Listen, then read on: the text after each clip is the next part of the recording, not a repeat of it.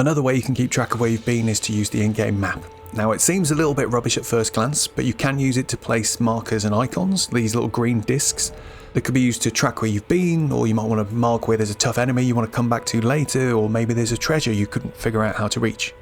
You can also place these waypoint beacons. These are super useful. You can put up to 5 on the map, and then they show up to you in the game world as these blue beams of light. These are most useful once you've got a proper map and you're starting to mark out points of interest you notice. But how do we get a proper map? So when you first come out and you look at your map, it's very brown with not much detail except for these sort of roads. And as you move around, more and more will get filled in. If you stick to the roads, you'll find steelies. Yes, I had to Google that word as well. But you'll find steelies along the path which hold detailed maps for each region of the lands between.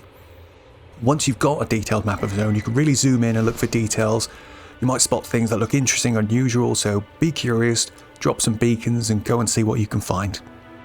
With time and experience, you'll start to notice familiar structures or markings on the map and understand what they mean, enabling you to make and prioritise your own little routes for exploration as you branch further and further out into the lands between. You can also use the map to fast travel to any other sites of grace you've previously found, as long as you're not currently being attacked by enemies and that you're not inside a side location like a mine or a catacomb where the boss is still alive. While on the map, if you check out the prompts at the bottom of the screen, you'll see a way to list all of the sites. You can add sites to favourites, and there's even a quick shortcut to go to the roundtable hold, which is kind of like a home base you get a bit further into the game.